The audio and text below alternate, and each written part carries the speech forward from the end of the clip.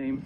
Hi, I'm Eric Blatter, I'm a car designer, and we're working on electric vehicles for quite some time. And this was a new concept to create a low speed, but especially low cost delivery van.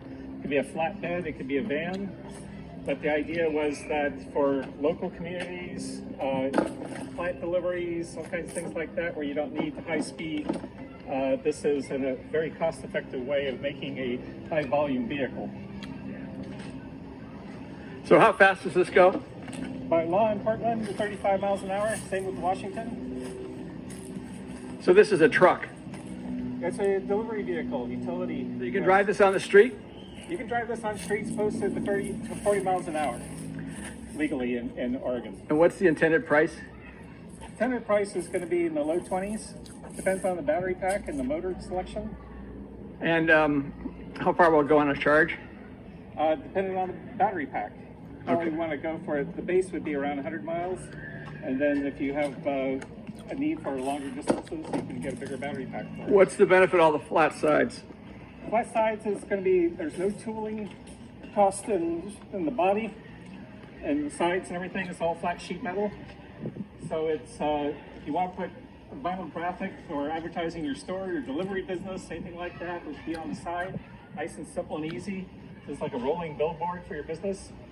Flat glass is because it's a cheap and easy thing to make.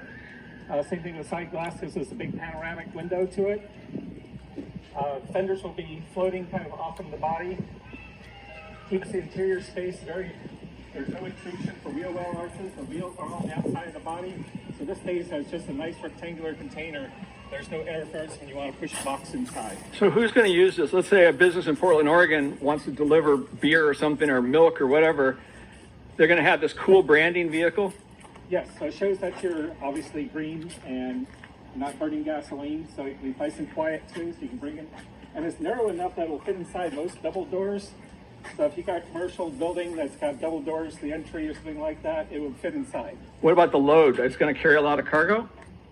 It carries 63 cubic feet. And it could be taller, wider. I mean, can you? Yes, so we got the nice thing about this is we can go taller, we can go wider, or longer, especially. Okay, and so what are some? Just imagine there's 500 of these in Portland. How are they going to be used? How are we going to see them? I say mainly delivery vehicles. Yeah. But they can be used as plant vehicles. It can be off-road, on-road. But it'll be the taillights will be out here, and they plug right into that. So you just plug that into your wall socket. So how much would it cost to make a factory to make this versus making, let's say, a new General Motors car? Nothing. Can't even compare with that. Because this is their lunch budget, basically. Their lunch budget? Their lunchroom budget. Okay, now where did you get the? It's all simple, so it's all square tube. It's simple chop cuts to it, so there's no real lasering required. We're using off-the-shelf components like the front brakes and the steering rack. Are all things we can buy easily and buy in quantity. The tires are too wide on this one because they're just there's old Mustang tires we got to make a roll around. And what's so I make the tires narrower. What's the company called? The company's called GoLite. And this model. Yes, the philosophy is going lighter. Okay. It's a lightweight vehicle. You don't need that big a battery pack for it, so it saves all the way around. And do you think someday that these could be assembled in a city by whoever wants to, if there was a kind of a good process to do that? So it could be sold as kits, partially assembled, or it could just be plans, and we supply the components that you need to put to it. So chop saws and welders, and you can put this thing together pretty much. I mean, could high school students on weekends build them? Sure.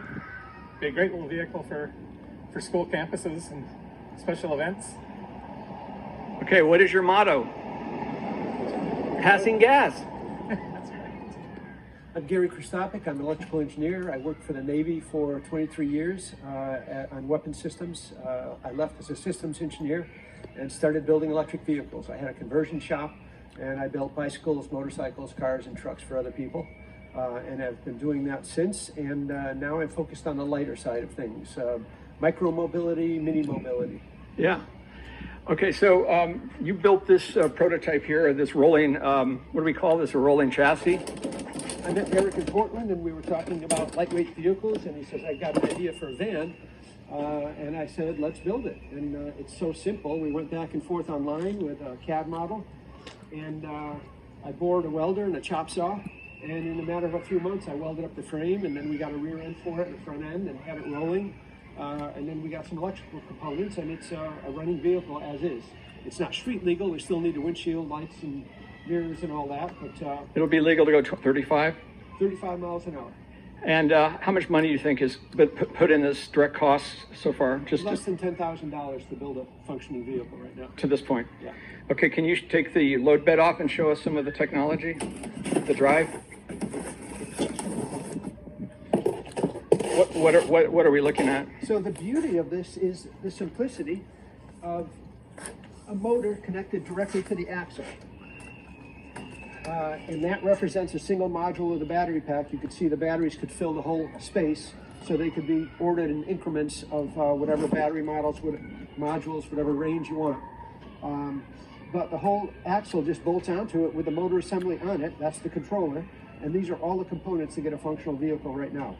The throttle is up front with an on-off switch, and it's just incredibly simple, mechanically and electrically. So General Motors wants to build, hundreds of thousands of units in a factory. You have a different vision. Instead of spending billions of dollars making a huge factory, centralized manufacturing, I picture distributed manufacturing like distributed energy, where small local shops could be building these, high school kids could be building these, with a simple open source design and kits. People could build these all over the world and make them whatever they want. It could be a pickup truck, it could be a little bit bigger or smaller. But the idea is with something so simple, it can be built with a simple chop saw and a welder, and in a matter of months, I've had the whole thing assembled. And what's the company name? GoLite. And this is the Boxer, this model.